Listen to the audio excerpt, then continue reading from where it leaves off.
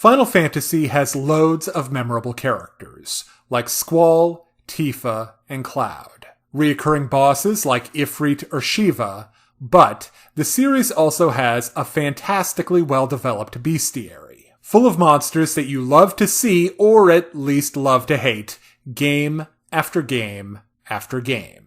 So, I thought I would count down the Final Fantasy enemies I look forward to and dread seeing in equal measure every time I pick up a new entry in the long-running RPG franchise. Number 10. Flan. These evil blobs of goo aren't exactly dangerous, but you will be running into them a lot over the course of your adventure. They also boast a huge amount of variety, coming in all kinds of different flavors, each one guaranteed to leave a bad taste in your mouth.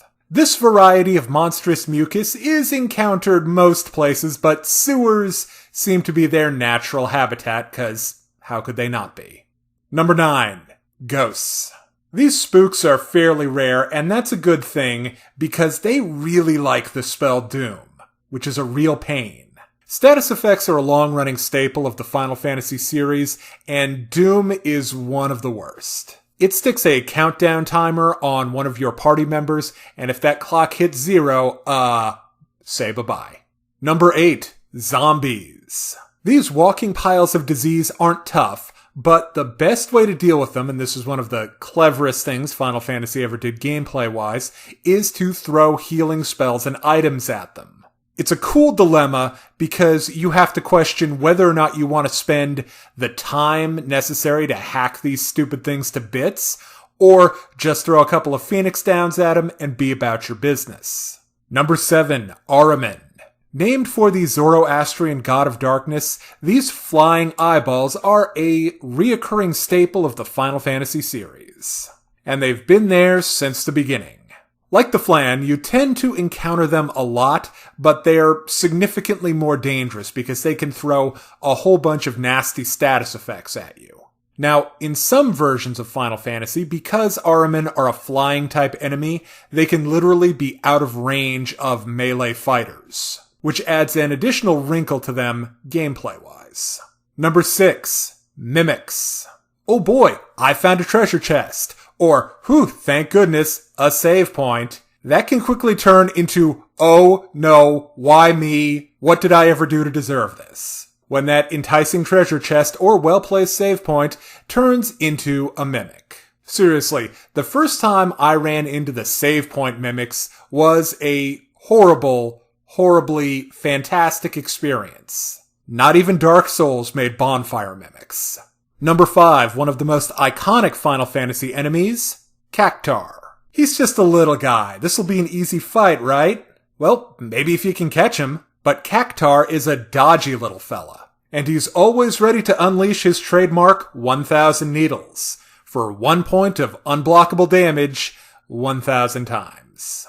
And to add insult to injury, sometimes they just run away from the fight. Number 4, Bomb. The name says it all. Not only do they look like the mascot for Extra Strength Hot Sauce, these dudes are serious sore losers. When they're almost dead, they'll kamikaze explode you, with their self-destructibility for a big chunk of your health. Number 3, Basilisk. This is an enemy variety that stretches across multiple game franchises, both in Japan and from the West, and into history itself. The ones that you're going to run into in any given Final Fantasy game aren't that bad, except they have an incredibly dangerous ability called Petrify. So, unless you've prepared to deal with this very dangerous status effect, you will literally lose a party member and not be able to replace them. At second place on the list, we have Malboro. Straight from the Gardens of Cthulhu.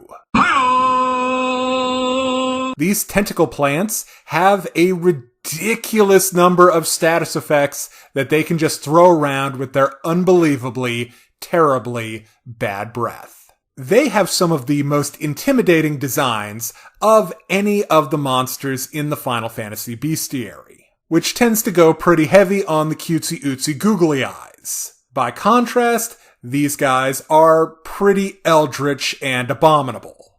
If you even think you're going into an area where an encounter with a Malboro is likely, have a white mage with status effect cure spells on standby, cause you're gonna need them. Finally, number 1, my favorite enemy in all of Final Fantasy, the Tonberry. Yes, this unassuming little fish frog thing in a cloak is very, very dangerous. And it's always a great fight. They start off far away, slowly moving closer to the party like a slasher villain.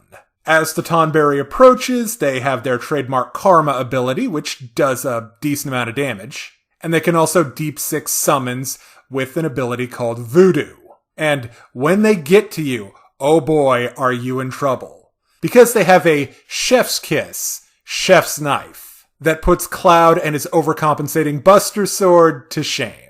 There are even elite Tonberry called either Master Tonberry or King Tonberry. Anyway, whatever version I end up fighting, I always know I'm in for a very exciting battle. I hope you've enjoyed this list of my top 10 favorite enemies in Final Fantasy. If you're interested in supporting my work outside of YouTube, check out Sorceress, a dark fantasy mystery RPG available right now on Steam. Follow the link in the description to watch the trailer. And if you'd like to see more reviews of anime, movies, TV shows, comic books, or video games, check out my channel right here on YouTube. Hey kids, today's show is brought to you by the letter 4 and the number potato! I'm a stupid private.